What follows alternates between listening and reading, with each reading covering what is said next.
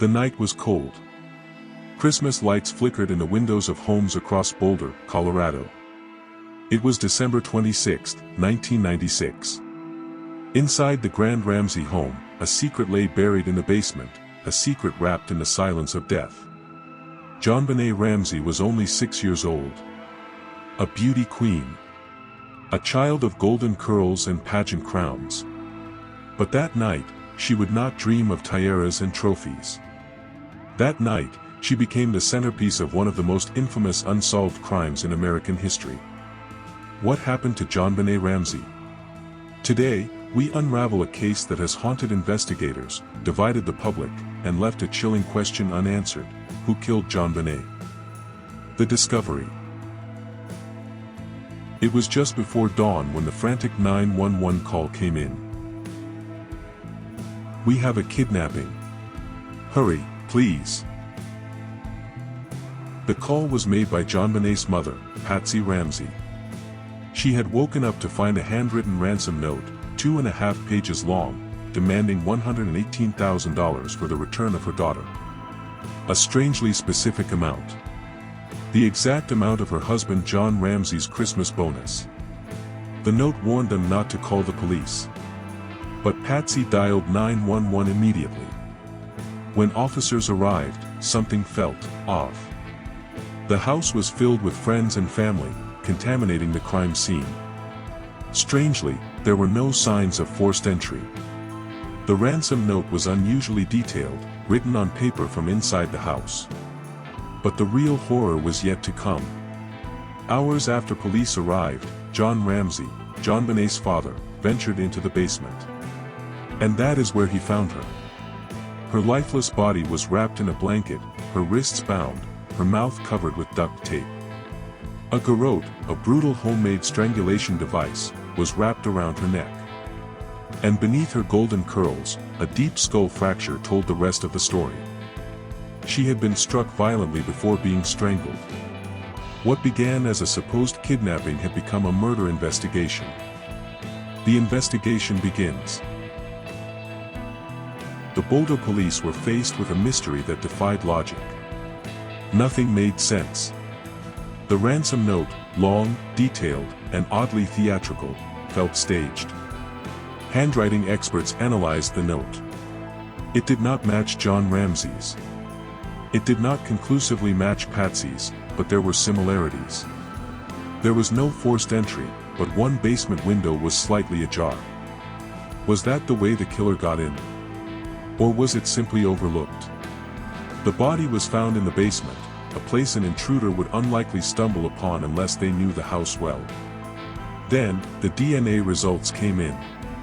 Tiny amounts of male DNA were discovered on JonBenét's underwear. But it didn't match John Ramsey. It didn't match Patsy. It didn't match her brother, Burke. For some, this was evidence of an intruder. For others, it was contamination. As the investigation unfolded, detectives began to examine the primary suspects. Theories and suspects. With no clear answers, theories flooded the case. And they split the world into two sides. Theory 1, the family did it. Some believe JonBenét's death was an accident, covered up to protect someone in the family. Maybe it was a moment of rage. Maybe it was an accident. Some pointed at Patsy Ramsey. Her handwriting, they said, bore resemblance to the ransom note. Could she have accidentally harmed JonBenét, then staged a kidnapping? Others speculated about Burke, JonBenét's 9-year-old brother. Could he have lashed out, and did the parents cover it up to protect him? John and Patsy maintained their innocence. Their alibi. They were in their bedroom all night, fast asleep, until Patsy woke up early that morning and found the ransom note. But skeptics wondered, how could an intruder commit such a crime so silently in a house full of people? Theory 2, the intruder.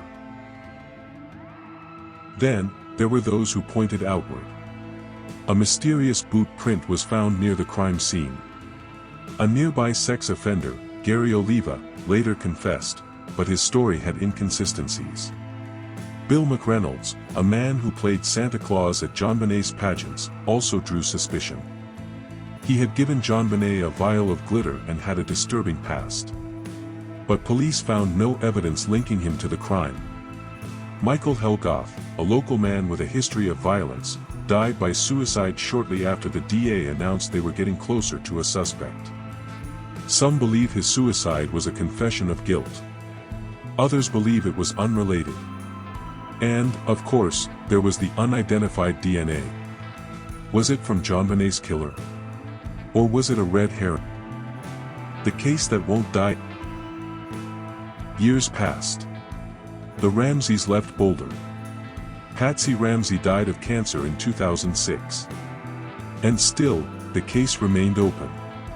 In 2008, the family was officially cleared. The DNA, authorities said, ruled them out. But doubts lingered. In 2016, a CBS documentary reignited the theory that Burke Ramsey may have been responsible. Burke, now an adult, sued for defamation. The case settled privately. Despite countless investigations, no arrests have ever been made. The case remains one of America's greatest mysteries. JonBenét Ramsey would be nearly 34 years old today. But instead, her name remains frozen in mystery, a case as cold as the Colorado winter night she was taken. A case filled with whispers, theories, and endless speculation. So we ask you, the listeners of Samuel Podcast, what do you think? Was JonBenét Ramsey the victim of a family cover-up? Or was there truly a stranger in the house that night? Let us know in the comments. And as always, stay safe. Because sometimes, the scariest mysteries aren't in the dark. They're right inside our own homes.